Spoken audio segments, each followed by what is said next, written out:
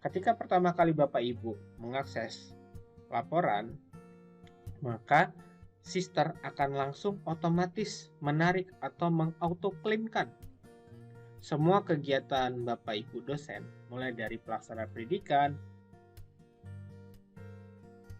penelitian,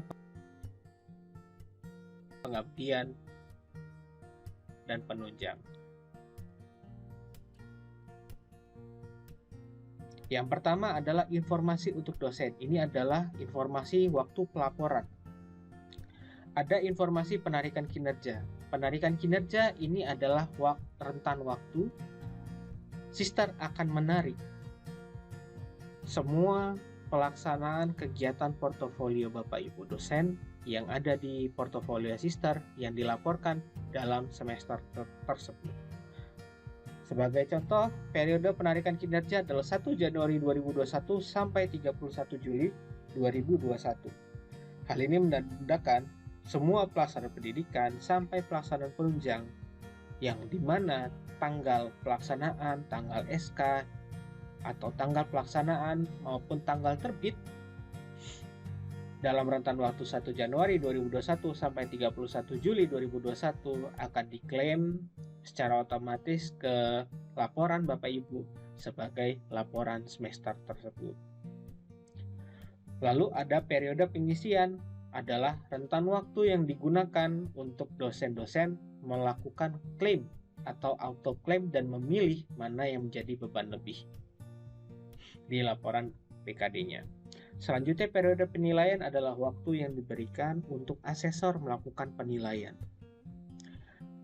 Yang membuat periode ini adalah yang pertama, jika perguruan tingginya adalah PTN, maka yang membuat adalah unit BKD internal PT.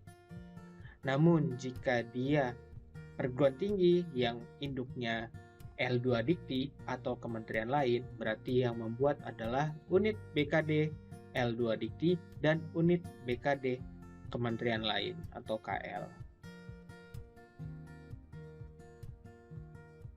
Tabulasi kegiatan adalah menu yang digunakan untuk Bapak Ibu dosen untuk melihat dari masing-masing kegiatan. Sebagai contoh, jika berwarna biru di bagian pelaksanaan pendidikan, maka yang muncul adalah data-data di bagian pelaksanaan pendidikan. Jika pelaksanaan penelitian, berarti yang muncul adalah pelaksanaan penelitian. Terus sampai di bagian simpulan. Selanjutnya, di sini ada nama menu atau data diambil dari menu. Ini adalah menu dari asal data sehingga memudahkan Bapak Ibu dosen ketika ada data yang belum dimasukkan ke dalam LKD, Bapak Ibu bisa berpindah ke dalam menu tersebut. Sebagai contoh, Bapak Ibu tinggal klik kualifikasi diklat, maka otomatis dia akan masuk ke dalam halaman diklat. Selanjutnya, ini ada tombol tarik kinerja dari portofolio. Di masing-masing sub rubrik atau sub kegiatan, di bagian masing-masing pelaksanaan kegiatan kinerja BKD, itu ada tombol tarik kinerja dari portofolio. Gunanya untuk apa? Karena ini bersifat autoclaim. Ketika pertama kali diakses oleh dosen, jika ada kegiatan yang belum diinputkan, silakan inputkan melalui portofolionya. Dan bagaimana jika kegiatan tersebut ingin diklaim atau dimasukkan? Silakan gunakan tombol tarik kinerja dari portofolio untuk masing-masing kegiatan. Sebagai contoh, mengikuti diklat prajabatan golongan 3. Ini seharusnya ada kegiatannya, misalnya. Bapak Ibu silakan masuk data diambil dari menu, kualifikasi atau diklat, lalu tambahkan diklat yang dimaksudkan, misalnya di pelaksanaan pendidikan, pengembangan, sertifikasi dosen, atau di bagian pendidikan, pelatihan jabatan, lalu menambahkan kegiatannya.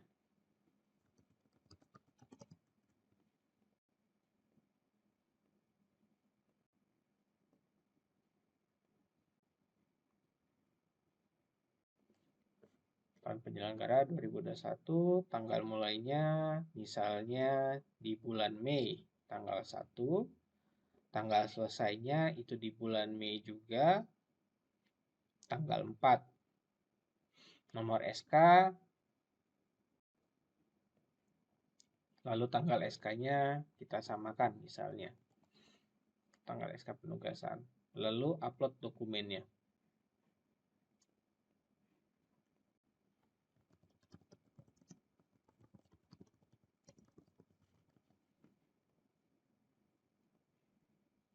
Ketika berhasil disimpan, Bapak Ibu bisa kembali ke layanan BKD di bagian rekap kegiatan di pelaksana pendidikan.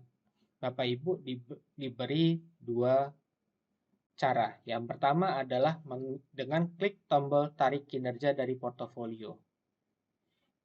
Pada masing-masing sub kegiatan di sini ada masing-masing kotak dan di atasnya ada tombol seperti refresh.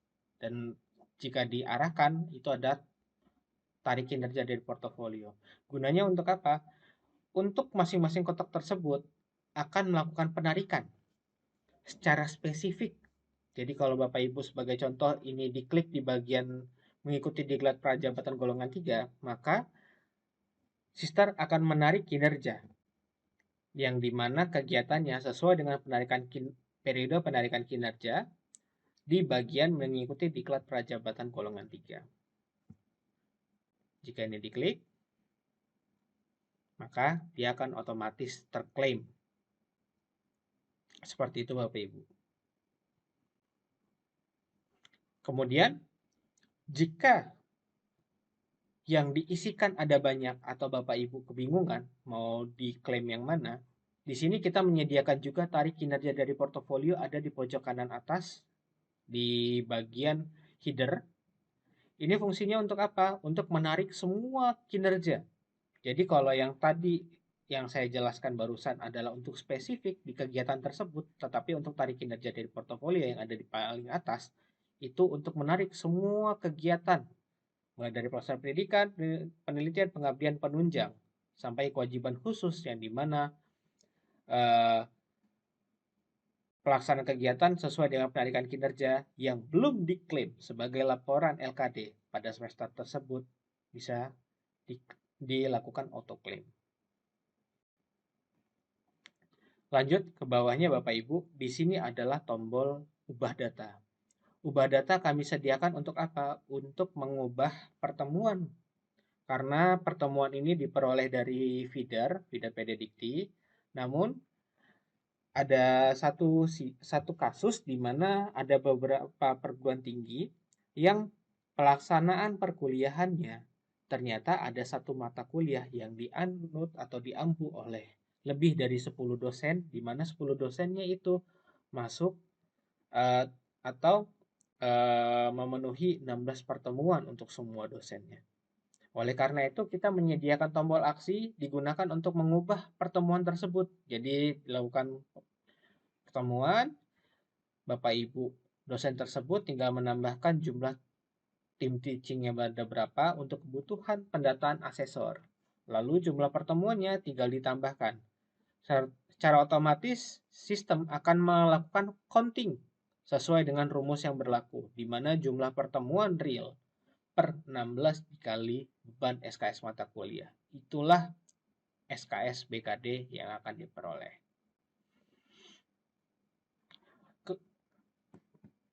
Kemudian ada bagian status di mana semua yang pertama kali diklaim akan statusnya menjadi selesai. Hal ini menandakan apa? Bahwa kegiatan tersebut selesai dilakukan. Bapak Ibu dosen itu bisa melakukan pengubahan datanya. Dengan cara apa? Dengan cara klik tombol selesai tersebut, lalu ubah statusnya. Berlanjut, gagal, dan juga beban lebih. Ini digunakan untuk klaim beban lebih ataupun mengubah status selesai menjadi berlanjut. Atau bagi kegiatan yang gagal bisa diubah menjadi beban gagal. Jika Bapak Ibu memilih status selesai atau berlanjut, maka kegiatan tersebut masuk sebagai SKS BKD utama. Jika Bapak Ibu memilih statusnya menjadi beban lebih, maka kegiatan tersebut akan masuk SKS lebih. Jika Bapak Ibu memilih statusnya adalah gagal, maka kegiatan tersebut dianggap nol atau tidak memenuhi.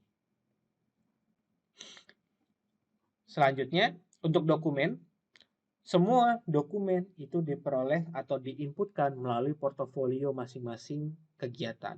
Namun ada beberapa kegiatan yang harus diinputkan dokumennya di layanan BKD. Itu apa saja? Yang pertama adalah pengajaran, pembimbingan, pengujian, aktivitas kemahasiswaan, dan data tugas belajar. Di mana keempat kegiatan tersebut yaitu pengajaran, pembimbingan, pengujian, dan aktivitas kemahasiswaan sumber datanya dari feeder yang tidak memerlukan dokumen. Tetapi untuk kebutuhan asesmen itu diperlukan dokumennya.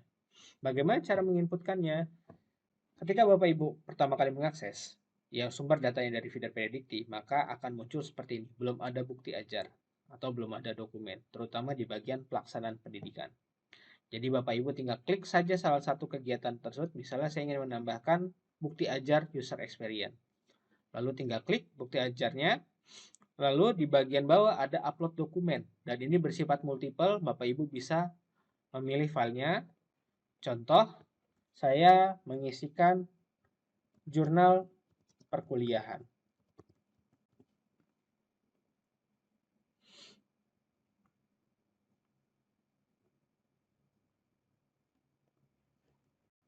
Lalu simpan. Lalu karena ini bersifat multi dokumen, jadi Bapak Ibu bisa menambahkan dokumen lain. Sebagai contoh mungkin daftar nilai.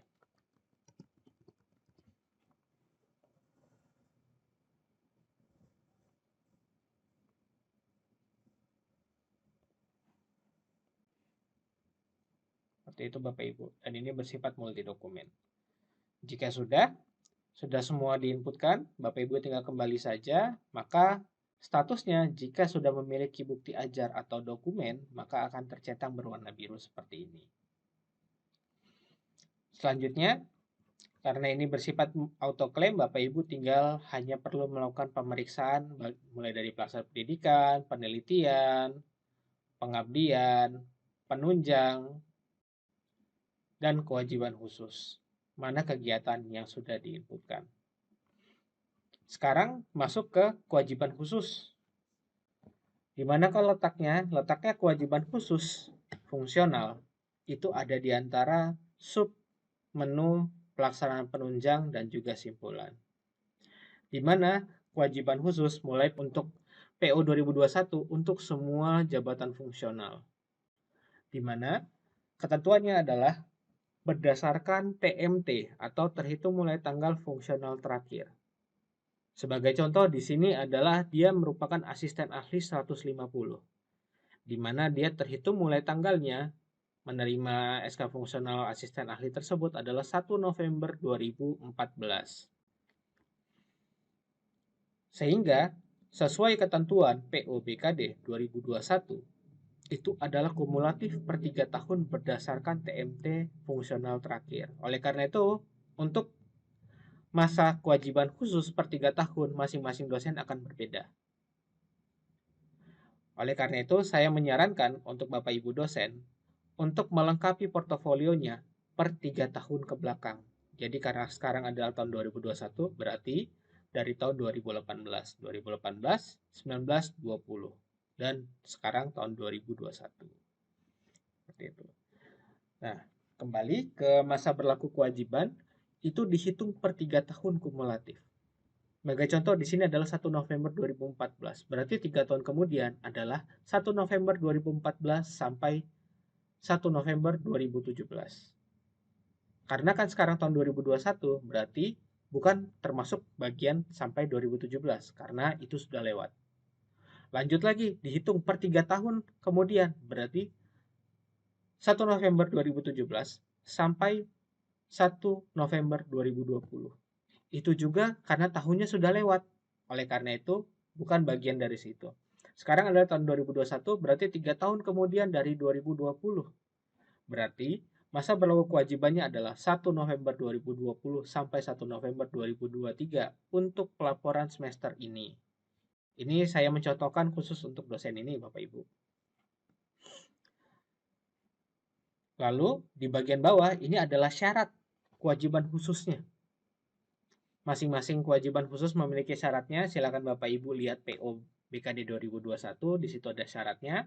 Di sini ada contoh kewajiban khusus asisten ahli, di mana asisten ahli itu menulis buku ajar atau buku teks minimum 1 atau menulis publikasi ilmiah minimum 1.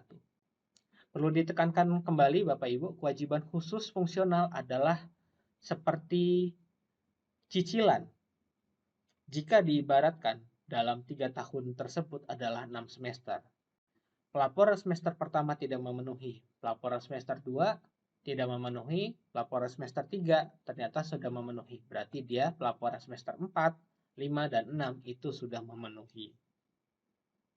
Dan ini bersifat cicilan. Lanjut Bapak Ibu. Untuk pengambilan kegiatan tersebut, mengambil dari buku ajar, atau sebagai contoh di sini mengambil buku ajar atau buku teks, yang dimana kegiatannya tanggal 1 November 2020 sampai 1 November 2023. Begitupun juga untuk publikasi ilmiah yang dimana tanggal terbitnya 1 November 2020 sampai 1 November 2023. Saya tekankan kembali Bapak Ibu, ini contoh kasus yang dimana dia TMT-nya adalah 1 November 2014. Dan ini adalah total kinerjanya. Dan untuk klaim atau pengambilan kegiatan kewajiban khusus ini bisa diambil dari LKD-nya. Jadi tidak ada penginputan khusus. Yang pada intinya adalah Bapak Ibu hanya fokus di laporan LKD-nya saja. Untuk kewajiban khusus bagaimana? Dia akan mengambil juga, akan memfilter di antara 4 pelaksanaan kegiatan tersebut. Atau di bagian pelaksanaan pendidikan dan penelitian khususnya untuk kewajiban khusus, di antara pelaksanaan kegiatan pendidikan dan penelitian yang memenuhi standar kewajiban khusus akan diklaim juga sebagai item atau kegiatan kewajiban khusus. Sebagai contoh, saya membuat buku ajar misalnya, di mana di bagian pelaksanaan pendidikan saya sudah membuat buku ajar. Ini seperti ini mengembangkan bahan ajar. Dalam buku ajar itu di mana saya melakukan kegiatannya pada semester ini. Ternyata itu juga termasuk bagian dari kewajiban khusus, syarat dari kewajiban khusus. Maka akan melakukan double claim. Satu diklaim sebagai BKD, satu diklaim sebagai syarat kewajiban khusus. Jadi tidak perlu melakukan penginputan ganda. Tidak perlu juga memilih kategori kegiatan yang khusus untuk kewajiban khusus, tetapi mengambil dari portofolio yang sudah ada. Seperti itu Bapak Ibu. Jika Bapak Ibu merasa jabatan fungsional terakhirnya itu salah atau berbeda, silakan lakukan perubahan data dosen khusus untuk jabatan fungsional. Atau jika TMT tanggalnya itu salah, terutama 1 Januari 1970 yang dianggap oleh kami itu tidak valid, silakan lakukan perubahan data. Perubahan data dosen. Jika sudah dilakukan perubahan data, Bapak Ibu tinggal masuk ke menu biodata, lalu di bagian bawah ada update biodata. Ini untuk mengupdate data-data yang baru, terutama jabatan fungsional. Bapak Ibu tinggal klik update biodata, maka jika ada data yang berubah, terutama jabatan fungsional, maka akan melakukan updating. Dan jika misalnya sebelumnya kewajiban khusus asisten ahli, tetapi begitu sudah dilakukan perubahan data dosen menjadi kewajiban khusus lektor, ini akan otomatis melakukan updating. Jika sudah, saya yakin Bapak Ibu tinggal masuk ke menu simpulan. Di menu simpulan ini Bapak Ibu akan ditampilkan dua macam kesimpulan, yaitu kesimpulan kewajiban BKD dan di bagian bawah kewajiban khusus atau kesimpulan kewajiban khusus. Kita akan berfokus di sini dulu Bapak Ibu, di mana bagian simpulan kewajiban BKD. Di sini kami menambahkan ada 4 pelaksanaan kegiatan dan juga syaratnya di mana tidak boleh kosong, khusus untuk dosen tanpa tugas tambahan. Jika dosen yang memiliki tugas tambahan, maka di bagian pelaksanaan pendidikan minimal 3, penelitian, pengabdian, dan penunjang itu boleh kosong. di mana total kinerja minimal 3 SKS dan maksimum 16 SKS. Sedangkan untuk dosen tanpa tugas tambahan, kriterianya atau syaratnya adalah semua pelaksanaan kegiatan tidak boleh kosong, di mana kriteria pendidikan dan penelitian itu minimal 9, dan kriteria pengabdian dan penunjang itu tidak boleh kosong. Di sini kami menyertakan SKS BKD untuk kegiatan dengan status selesai dan berlanjut atau lanjutkan. Lalu SKS lebih ini untuk kegiatan yang memiliki status beban lebih. Sebagai contoh, di sini statusnya menjadi tidak memenuhi, padahal yang lainnya memenuhi berwarna hijau, tetapi di bagian simpulan tidak memenuhi. Dikarenakan apa? Dikarenakan melebihi perundang-undangan, di mana dia maksimalnya 16 SKS. Yang perlu dilakukan apa? Bapak Ibu silakan pilih di antara pelaksanaan pendidikan, penelitian, pengabdian, penunjang. Sebagai contoh, di bagian pelaksanaan pendidikan, saya ingin melakukan perubahan. Saya ubah statusnya menjadi beban lebih. Beban lebih, ubah status. Jika sudah berhasil, Bapak Ibu bisa cek lagi di bagian simpulan. Sudah memenuhi atau belum? Ternyata masih kurang, masih kelebihan 7,25 SKS.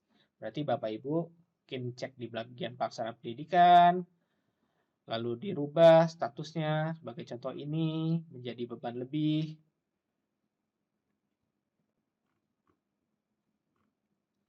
Lalu di bagian pelaksanaan pendidikan mungkin ada lagi yang perlu diubah menjadi beban lebih.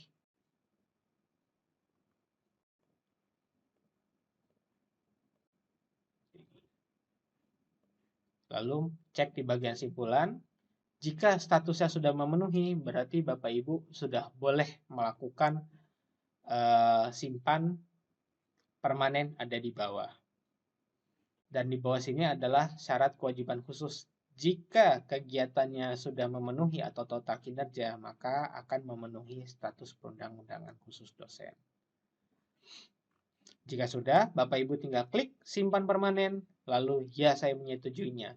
Secara otomatis Sister akan mengkopikan laporan Bapak Ibu menjadi rencana semester tersebut. Dan laporan LKD Bapak Ibu siap untuk dinilai asesor. Baik, itu saja Bapak Ibu penjelasan singkat dari saya. Terima kasih.